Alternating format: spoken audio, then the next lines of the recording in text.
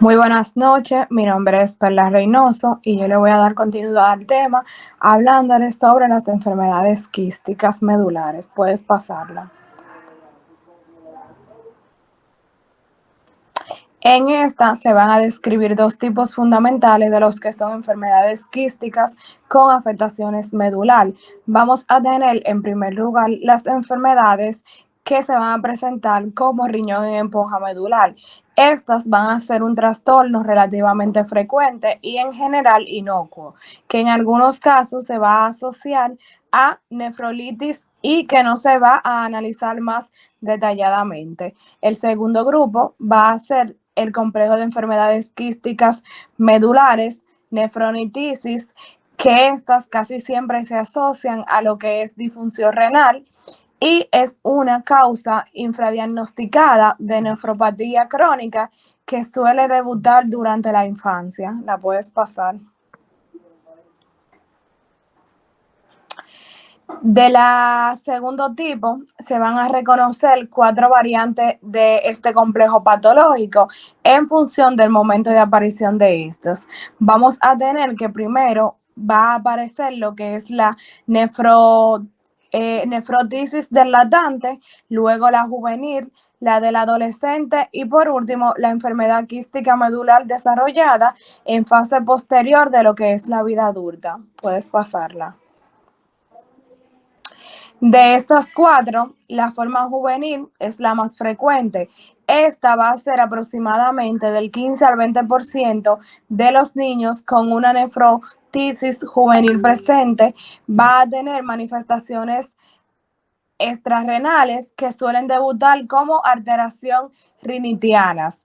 Vamos a tener presente que estos van a presentar rinitis pigmentarias e incluso en la forma más grave, estos pueden presentar ceguera de aparición precoz. Otras alteraciones que se describen en algunos pacientes son aprasia oculomotora, van a presentar retraso mental, malformaciones cereberosas y fibrosis quística. Puede pasarla. Aquí se han descrito al menos 9 locus genéticos, como es el NHP1 y el NHP9. Para las formas autosómicas recesivas de este complejo, vamos a tener que se van a presentar lo que es la nefronotisis en la mayoría de los casos. La mayor parte de los genes codifican proteínas que van a formar parte de los cilios del epitelio, como sucede en otros tipos de nefropatía poliquísticas. Dos formas autosómicas provocan enfermedades en adultos, aunque estas son mucho menos frecuentes que la de niños. La puedes pasar. En su morfología vamos a tener que entre las características patológicas de esta enfermedad quística medular destacan los riñones pequeños y retraídos. También existen numerosos quistes pequeños que van a estar revestidos por un epitelio aplanado o cúbico, habitualmente en la unión corticomedular. También vamos a tener que van a presentar otros cambios autopatológicos que van a ser inespecíficos, pero lo más remarcable es que se observa un NT1 crónica con atrofia tubular y el engrosamiento de la membrana basal tubular, así como también van a presentar una fibrosis intersticial progresiva. La puedes pasar. En el curso clínico que estos van a presentar, habitualmente las manifestaciones iniciales van a ser poliuria y politicia como consecuencia de la función tubular disminuida. También vamos a ver que se sigue la progresión de la nefropatía terminal. Esto va a ser en un periodo de 5 a 10 años. La enfermedad es difícil de diagnosticar ya que no hay marcadores serológicos y los quistes, pueden ser demasiado pequeños para visualizarlo en una radiografía. Además, también esta va a tener la característica que va a ser difícil si a la hora de la muestra la unión corticomedular no se ha tomado correctamente, entonces los quistes pueden no ser no ser aparentes en la biopsia renal. Es por eso que se dice que es difícil de diagnosticar. Unos antecedentes familiares positivos y una insuficiencia renal crónica inexplicable en un paciente joven deben hacer sospecha de la presencia de nefrotitis. Pásala, por favor. Continuando con esto, le voy a estar hablando sobre la obstrucción del flujo de salida urinaria. La puedes pasar.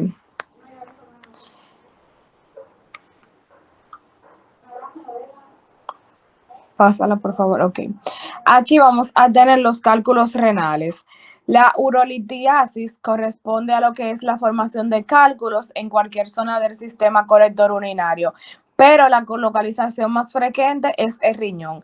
Se trata de un trastorno frecuente y se estima que a los 70 años el 11% de los hombres y el 5.6% de las mujeres de Estados Unidos habrán sufrido un episodio de litiasis renal sintomática. La urolitiasis sintomática es mucho más frecuente en el sexo masculino que en el femenino. Desde hace muchos tiempos se reconoce una tendencia familiar a la formación de cálculos. Pásala, por favor.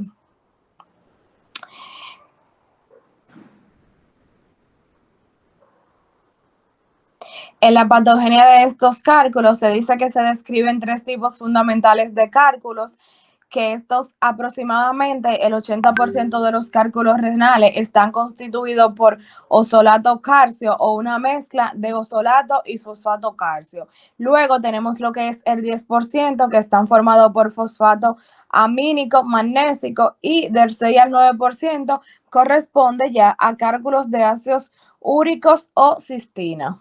Pásala, por favor.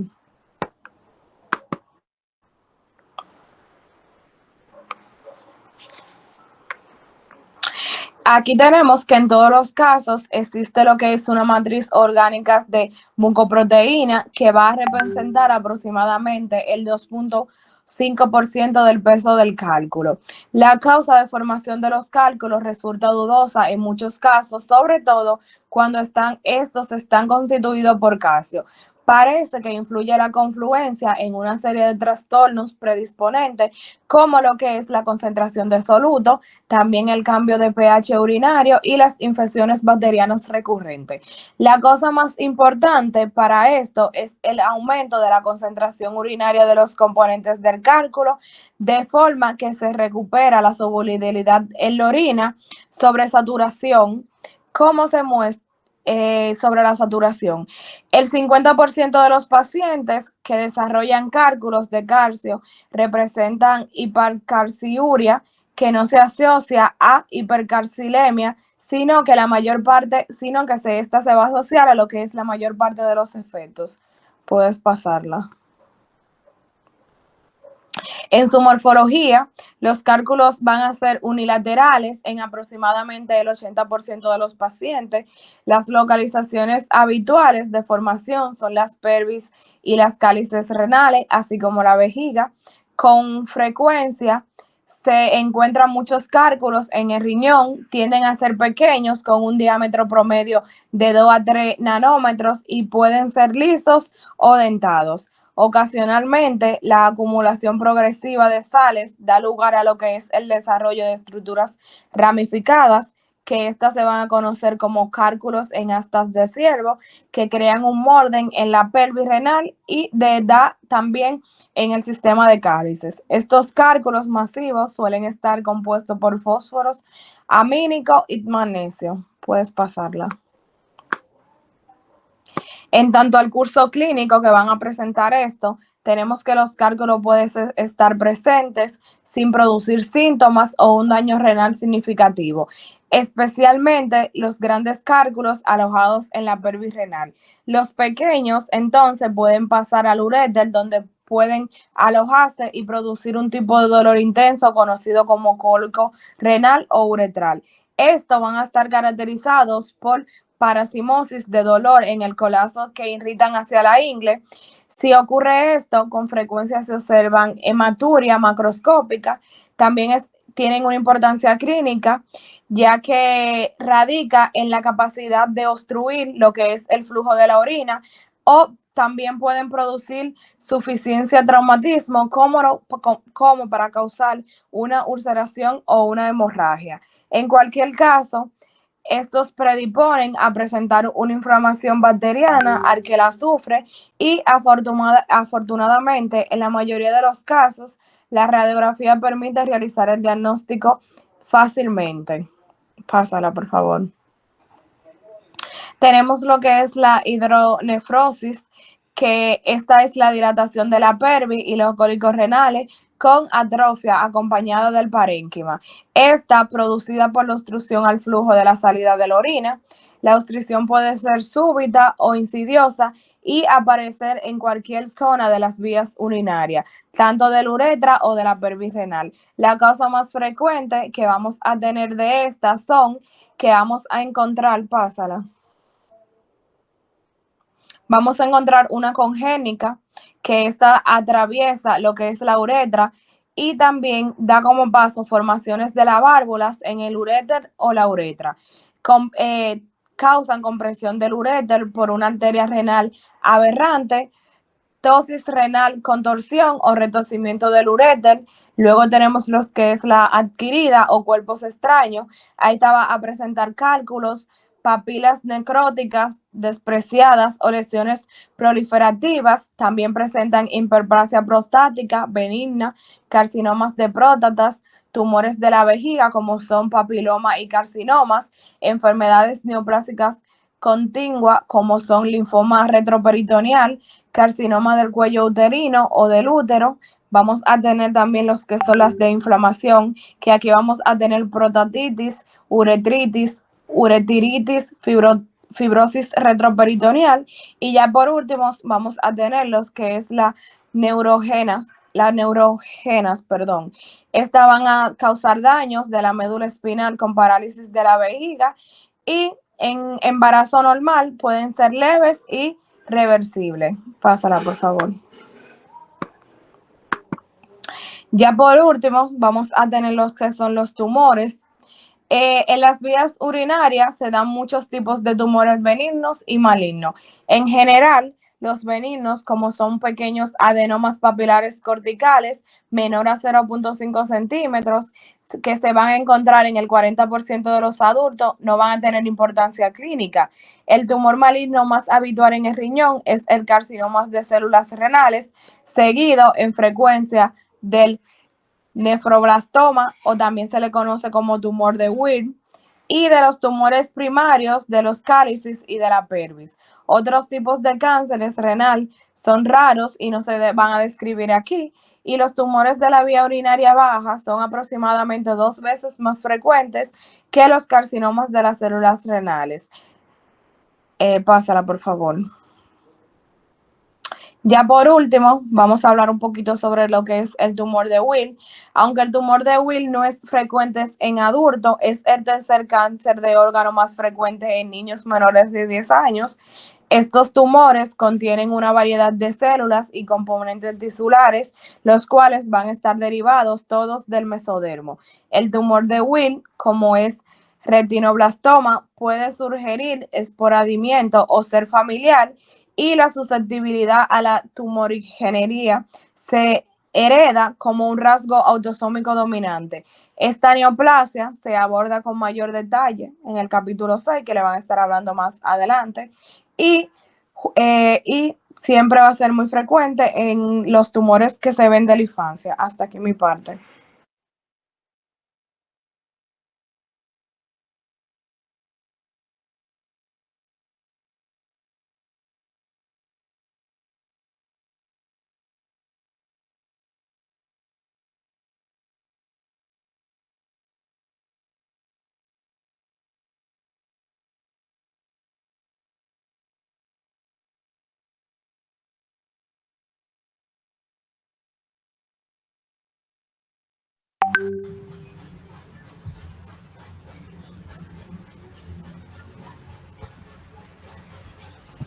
Buenas, ¿me escuchan? Sí. Ok. Buenas, mi nombre es Liliana de la Cruz Sánchez y estaré hablando sobre la nefritis tubulointersticial. La nefritis tubulointersticial o NTI constituye un grupo de enfermedades inflamatorias de los riñones que afectan primariamente al intersticio y a los túbulos. Los glomérulos pueden estar completamente respetados o se afectan solo tardíamente en el curso de la enfermedad. El término nefritis intersticial se reserva generalmente para los casos de NTI de origen no bacteriano. Entre estos se encuentran las lesiones tubulares inducidas por fármaco, trastornos metabólicos como la hipopotasemia, las lesiones físicas como la producción por irradiaciones, infecciones víricas y reacciones inmunitarias.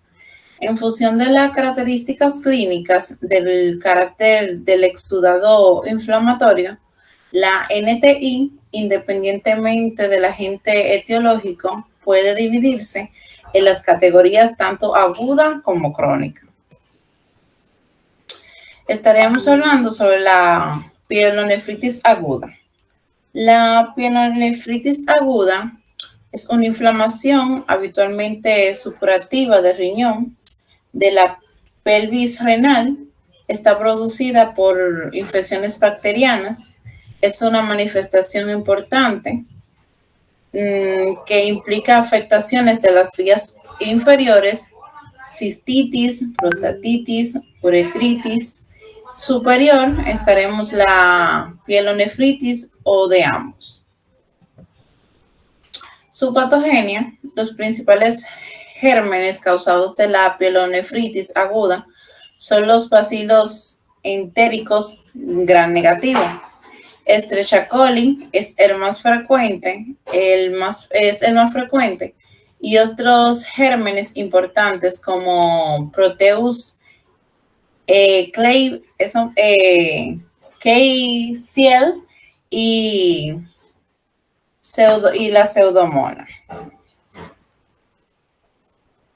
Su morfología, vamos a tener normalmente en la superficie renal, son aparentes macroscópicamente unos accesos elevados, delimitados y amarillentos. Puede estar ampliamente diseminado o limitado a una región del riñón o puede confundir para formar una zona grande de supuración. La superficie cortical, está lleno de acceso pálido, focales, más numerosos en el polo superior y en la región media de los riñones. El polo inferior está relativamente conservado. Entre los accesos hay una congestión oscura, media marroncita. El rasgo histológico característico de esta enfermedad es una necrosis licuefactiva a la formación de accesos dentro del parénquima renal. En los primeros estadios, la supuración se limita al tejido intersticial, pero más tarde los accesos se rompen dentro de los túbulos.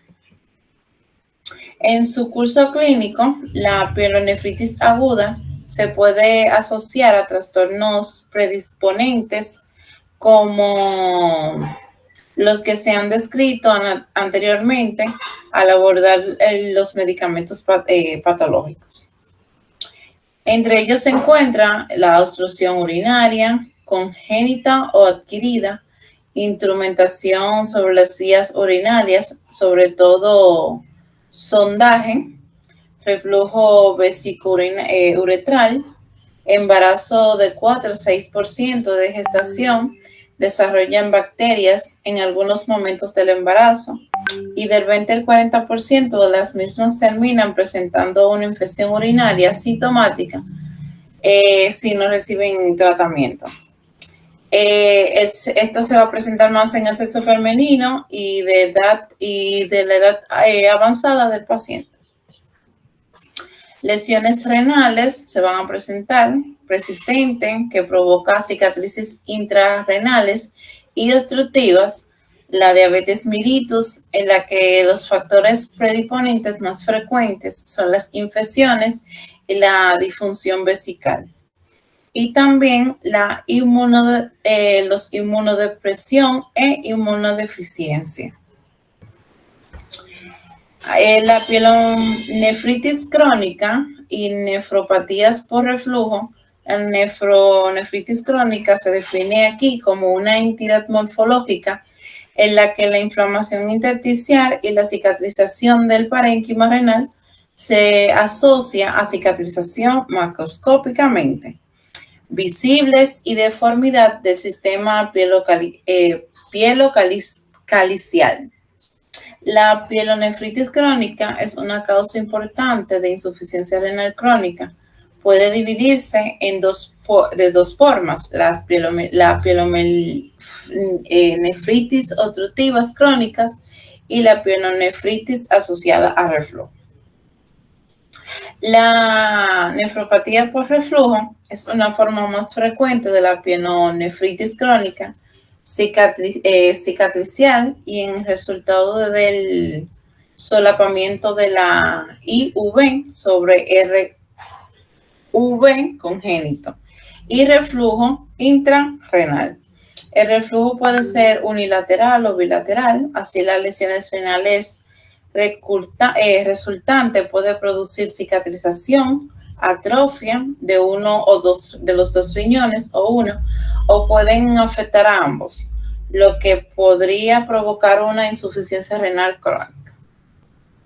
La nefritis intersticial inducida por fármaco. En esta época de uso generalizado de antibióticos y analgésicos, los fármacos se han convertido en una causa muy importante de daño renal. La nefritis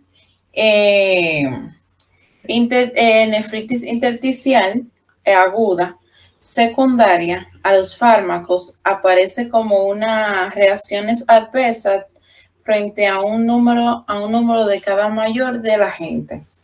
Esta entidad se asocia sobre todo a penicilinas sintéticas, metilcilina, ampicilina, a otros antibióticos sintéticos como la rifampicina, los diuréticos diacídicos, antiinflamatorios no esteroideos y a otros muchos fármacos como la fenitodiona y cimetidina. La enfermedad comienza aproximadamente los 15 días, oscila entre 2 a 40 días, tras la exposición al fármaco y se caracteriza por fiebre eosinofílica, que puede ser temporal, va a presentar el exantema aproximadamente en un 25% de las personas y anormalías renales. Entre los hallazgos renales están hematuria, ausencia de proteinuria o mínima y leucocituria, incluyendo a veces eosinófilos. En aproximadamente el 50% de los casos se produce un aumento de concentración de creatinina sérica a una insuficiencia renal aguda con oliguria, especialmente en pacientes ancianos. Ahora vamos a hablar sobre las lesiones tubulares agudas. La lesión tubular aguda o LTA es una entidad clínico-patológica caracterizada morfológicamente por lesiones de las células epiteliales tubulares y clínicamente por un deterioro agudo de las funciones renales, con presencia de cilindros granulares y células tubulares en la orina. Esta constelación de cambios se le llama lesión renal aguda. Se traduce clínicamente como una reducción de la FG. Otras causas de lesiones agudas son la glomerulopatía grave, que se manifiesta clínicamente como una GNRP. Las lesiones tubulares agudas secundarias a una enfermedad vascular renal difusa como la polivasculitis microscópica y las microanginopatías trombóticas. La nefritis intersticial alérgica aguda inducida por fármaco que con frecuencia no se asocia a una lesión tubular. Se cree que los acontecimientos decisivos del LTA isquémica y nefrotóxica son por las lesiones tubulares, las alteraciones graves y persistentes de flujos de la sangre que reduce el aporte de oxígeno y los sustratos de las células tubulares. Aquí nos explica un pequeño mecanismo fisiopatológico de las lesiones renal agudas que nos demuestra el distinto proceso que puede asociar a lesiones directas de los túbulos, lo que se produce en una reducción de los filtrados glomerulares por múltiples mecanismos y que también induce la vasoconstricción. Algunas lesiones que provocan lesiones tubulares reducen también la forma directa de los filtrados glomerulares o FG porque disminuyen el flujo renal. En estas se van a encontrar los óxidos nítricos, el PGG1,2, las prostaglandinas 1,2 y 2, y protaxiclinas. En su curso clínico, vamos a tener que en el curso clínico de la LTA isquémica viene dominado inicialmente por el acontecimiento médico, quirúrgico u obstétrico que lo desencadena. Los pacientes afectados suelen presentar manifestaciones con una lesión renal aguda, incluida oliguria y reducción del filtrado glomerular. No todos los afectados presentan oliguria, algunos tienen anuria, mientras que otros solo tienen, cuando la lesión es más leve, no puede aparecer la oliguria. Durante las lesiones renales agudas, la clínica dominante son las alteraciones electrolíticas, la acidosis, los signos y síntomas propios de la uremia y de sobrecarga de líquidos. En función a la gravedad y de la naturaleza de las lesiones de base y la comorbilidad asociada, el pronóstico será variable cuando se realice el tratamiento de soporte.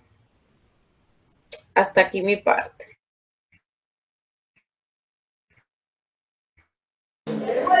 Bien, buenas. Mi nombre es Angélica Reyes y voy a estar hablando sobre el tema de enfermedades que afectan a los vasos sanguíneos. Tenemos que saber que en casi todas las nefropatías los vasos sanguíneos renales están implicados de forma secundaria. También lo están en las enfermedades vasculares sistémicas como las diversas formas de vasculitis, y con frecuencia los efectos sobre el riñón son clínicamente importantes. El riñón está íntimamente implicado en las patogenias de la hipertensión, tanto esencial como secundaria, y por lo general en esta sección nos referiremos a las lesiones renales asociadas a la hipertensión, tanto malignas como benignas. Entonces vamos a pasar a hablar sobre la arterioangiosclerosis. Pásala, por favor.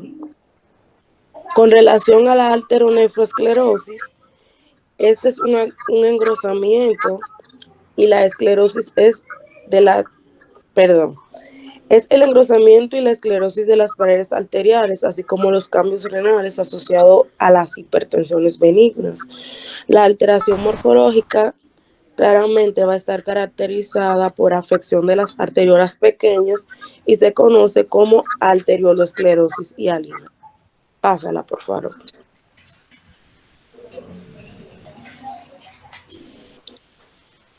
Epidemiológicamente, esta se encuentra en cierto grado en la autopsia de muchas personas mayores de 60 años. La frecuencia y la gravedad de esta lesión aumenta a cualquier edad. En presencia de hipertensión, prácticamente ya no es predisponente de una edad en específica. Ella puede aparecer en el transcurso de cualquier edad, dependiendo o no si la persona está cursando con hipertensión. Por parte de la patogenia, es importante destacar que muchas nefropatías provocan hipertensión y que esta puede a su vez asociarse a arterionefrosclerosis. Por tanto, esta lesión renal suele superponer sobre otras nefropatías primarias y vamos a encontrar cambios similares en las arterias arteriolas de los pacientes con, con microangiopatías trombóticas crónicas. Por parte de la morfología, macroscópicamente los riñones van a estar simétricamente atrofiados, de modo que cada uno va a pesar de 110 a 130 gramos. La superficie del riñón va a estar con granulosidades difusas y finas que recuerdan a la granulación de cuero. Microscópicamente, vamos a tener un engrosamiento hialino en las paredes de las pequeñas arteriolas y las arterias, conocido como arteriosclerosis hialina, como mencioné anteriormente.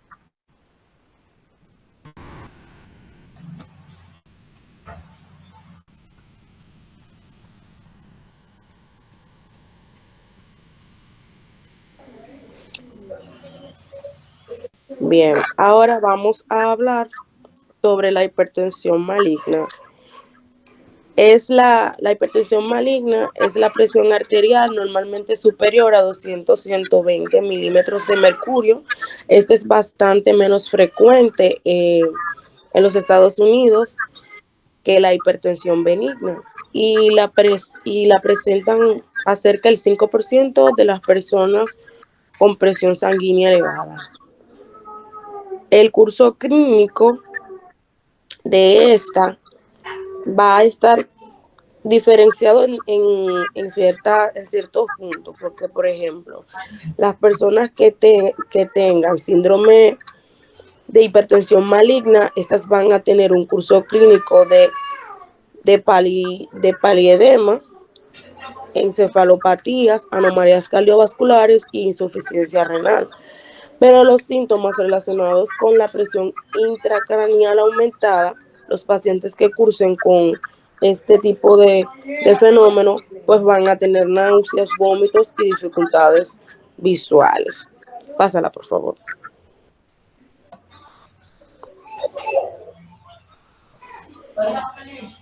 La microangiopatía trombótica, estas son lesiones presentes en distintos síndromes clínicos caracterizados morfológicamente por una trombosis diseminada a la microcirculación. Y clínicamente esta se va a caracterizar por anemia hemolítica, microangiopática, trombocitopénica y en algunos casos van a cursar con insuficiencia renal. Entre las causas de las microangiopatías trombóticas tenemos los síndromes hemolíticos urémicos infantiles, las distintas formas de síndrome hemolítico urémico, como el del adulto, la púrpura trombocitopénica trombocítica, diversos fármacos y hipertensión maligna o esclerodermia. Patogénicamente, en la patogenia de esta enfermedad, los principales factores son la actividad endotelial y la actividad y agresión plaquetaria, la antiagregación plaquetaria van a ser parte de la patogenia de esta. Morfológicamente existen lesiones de microangiopatía trombótica que van a cursar como trombos de fibrina. Estas van a afectar predominantemente a los glomérulos y se extienden a las arteriolas y arterias más grandes en los casos graves. Y en parte de la macroscopía también vamos a tener necrosis van a cursar con necrosis cortical. Y aquí también los glomérulos se encuentran ensanchados en el espacio subendotelial de los capilares glomerulares. El curso clínico de la microangiopatía trombótica, el síndrome hemolítico urémico infantil típico se va a manifestar con hemorragia, oligurias graves, hematuria, anemia hemolítica, microangiopática y a veces con cambios neurológicos, siendo esta la causa principal. La lesión renal va a estar presente en los niños, ya que esta se puede presentar tanto en adultos como en niños. Pásala, por favor. La nefropatía crónica, esta, por su parte, es una consecuencia de una cicatrización progresiva asociada a cualquier tipo de lesión renal. Las alteraciones de la función de las nefronas que se conservan intactas en las fases iniciales acaban siendo mal adaptadas y estas pueden provocar más cicatrices. Morfológicamente, en la macroscopía, los riñones van a mostrar una concentración simétrica. La superficie la vamos a ver de color pardo rojizo y difusamente glomerulares. Cuando el trastorno de base afecta a los riñones o los vasos sanguíneos, es que vamos a ver esta coloración rojo pardo rojizo. Los riñones también van a cursar con lesiones por pielonefritis crónica, mientras que la afectación irregular típica tienden a tener cicatrices profundas. Microscópicamente, pásala, por favor. Pásala. Dentro de su morfología,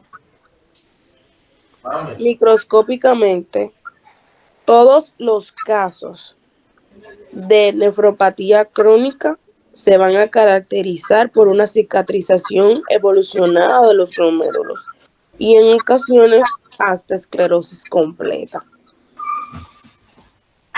Y en el curso clínico de esta, la nefropatía va a presentarse, su diagnóstico va a hacerse en etapas avanzadas y a menudo durante exámenes médicos de rutina. Al identificar proteinuria, puede ser un hallazgo que nos pueda llevar a un diagnóstico más acertado acerca de la nefropatía crónica. El paciente puede presentar entonces proteinuria, hipertensión o azoemia. En el caso de los pacientes que tengan síndrome nefrótico, vamos a tener una proteinuria persistente. Y la hipertensión en estos pacientes va a estar presente. Hasta aquí mi parte.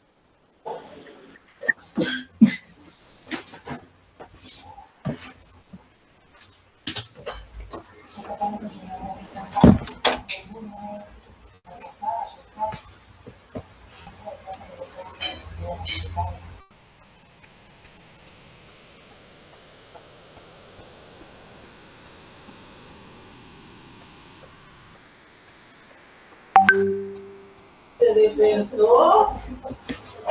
¿Qué?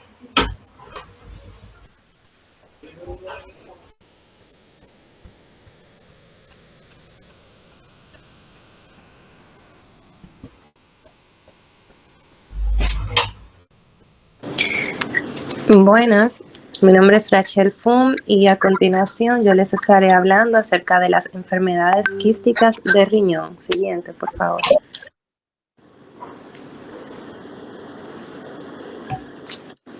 Siguiente, por favor.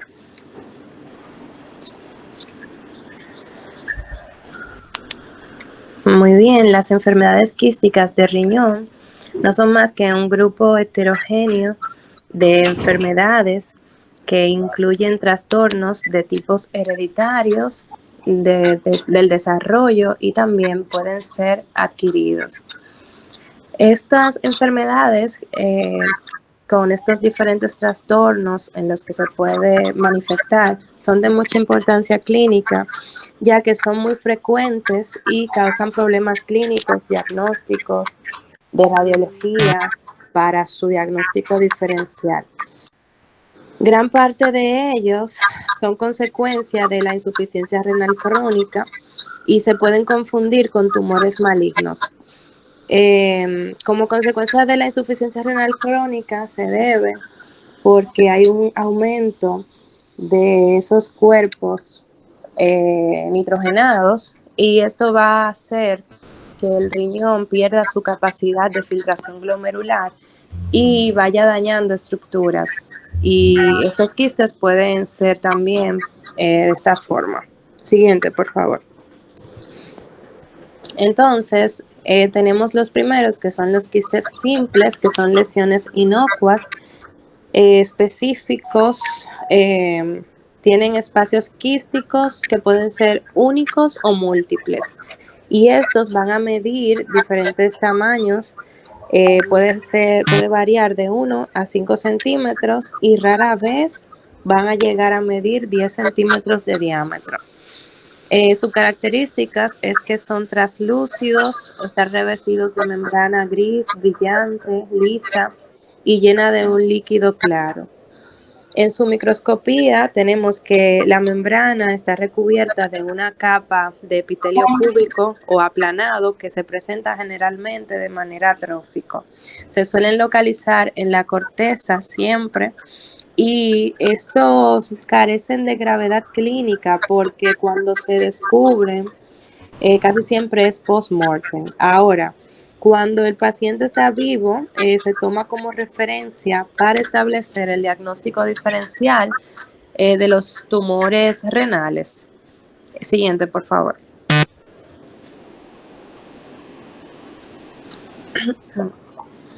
Muy bien, y estas características diferenciales que lo hacen distinto a los tumores son las siguientes.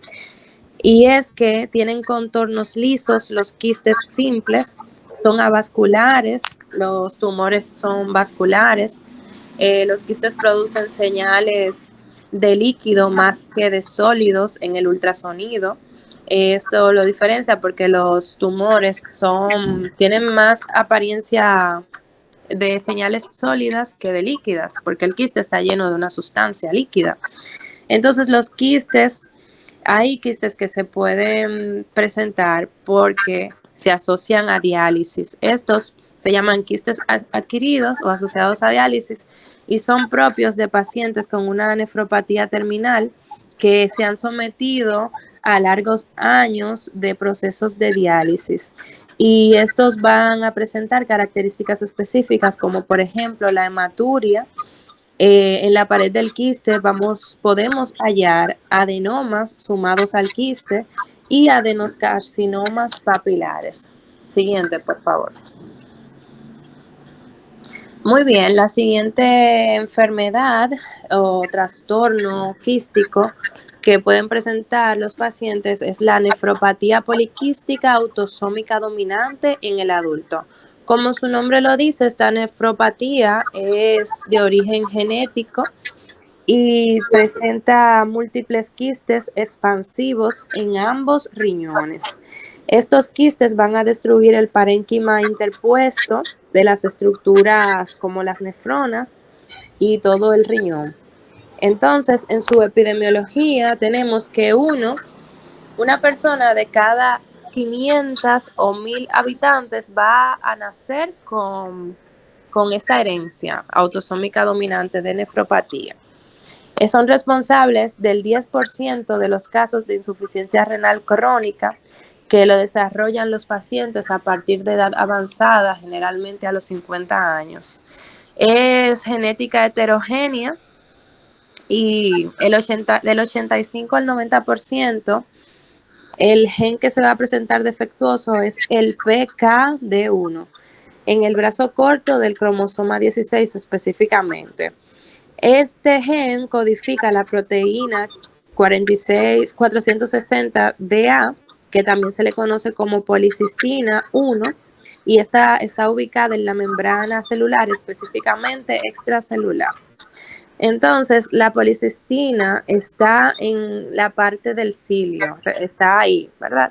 Y por eso también a esta nefropatía poliquística autosómica dominante del adulto se le conoce como cilopatía, porque lo que hace es que el cilio tiene la proteína para el intercambio de los fluidos de la filtración glomerular. Entonces, cuando el paciente nace con un defecto en el gen que codifica la proteína, va a tener una carencia de su función y es así como se produce la nefropatía. Siguiente, por favor. En la morfología de esta nefropatía del adulto, vamos a encontrar que ambos riñones van a ser grandes, tan grandes que se van a poder palpar en el abdomen como masas que se pueden extender también hacia la pelvis. Va a presentar masa quística que puede ser de un tamaño de 3 a 4 centímetros. Estas masas, a diferencia de el quiste simple, no van a tener parénquima y van a estar llenos de un líquido claro, turbio o hemorrágico. Pueden surgir en cualquier parte de la nefrona, en los túbulos, en los glomérulos, donde sea. Y de uno por cada 3 pacientes van a presentar también, adjunto con esta patología, quistes hepáticos asintomáticos que podemos detectarlo a través de sonografías. Entonces, en cuanto a su clínica, vamos a encontrar que es muy frecuente que el paciente que tenga esta nefropatía va a tener hipertensión arterial acompañada de la enfermedad y también van a ser muy frecuentes infecciones urinarias por la deficiencia de la proteína. Entonces, aproximadamente del 10 al 30% de los pacientes, aparte de hipertensión y de infecciones urinarias, van a presentar también en su cuadro clínico lo que es aneurismas saculares del polígono de Wills, y esta es una patología muy importante porque cuando se presentan, hay una alta incidencia de que el paciente haga una hemorragia subaracnoidea. Entonces, algo característico es que cuando la persona que nace, el individuo que nace con esta patología es joven, se puede presentar estable, o sea, se puede manejar como una nefropatía que puede vivir el paciente con ella y se puede controlar. Pero una vez llegado a los 50 años, entonces el paciente, por la disminución de la filtración glomerular, va a presentar lo que es una insuficiencia renal terminal. Y la supervivencia es exclusiva solamente con trasplante renal. Y luego que se haga el trasplante también hay muchísimas probabilidades de que el paciente muera, y generalmente esos pacientes no mueren a causa de las nefropatías, sino que van a morir a causa de la hipertensión arterial o por los altos contenidos de productos nitrogenados en sangre, específicamente por uremia. Siguiente, por favor. Aquí vemos una imagen de esta patología en la que podemos ver cómo se presentan estos riñones aumentados en su tamaño, ambos riñones, y con las características morfológicas ya mencionadas. Siguiente, por favor. Bien, y por último vamos a tener lo que son las nefropatías poliquísticas recesivas, que son propias de la etapa infantil de la vida. Entonces, tenemos que se producen en su epidemiología, ¿verdad? 1 de cada 20,000 nacidos vivos pueden presentar nefropatía poliquística recesiva. Es un trastorno autosómico recesivo de mutaciones del gen PKHD1. Este gen va a codificar la siguiente proteína, la fibrocistina. Específicamente, esta proteína se encuentra en el brazo corto del cromosoma 6 y es una proteína también propia de los cilios, como la nefropatía del adulto. Entonces, estas nefropatías se van a presentar de diferentes formas y van a ser de acuerdo a la edad y a la presencia de lesiones hepáticas asociadas. A diferencia de la nefropatía del adulto, esta infantil siempre va a ir acompañada, esa va a ser un diagnóstico diferencial de lesiones hepáticas. Siguiente, por favor. En su morfología tenemos que la nefropatía autosómica recesiva presenta numerosos quistes pequeños, en este caso en la corteza y también en la médula, a diferencia de la anterior. Le dan una forma de esponja al riñón, se conoce como riñón en esponja, y los canales están dilatados, alargados y forman un ángulo recto. Y esta disposición de los canales reemplazan la corteza y la médula, dañando la arquitectura parenquimatosa del riñón. Entonces, tenemos quistes que van a estar revestidos de células cúbicas de origen de los túbulos colectores. Siempre se va a presentar bilateral en ambos riñones y siempre se va a presentar con quistes en el hígado. Estos quistes son múltiples, revestidos por epitelio y tienden a tener una proliferación de los conductos biliares hepáticos. Siguiente, por favor. Hasta aquí mi parte, nuestra parte.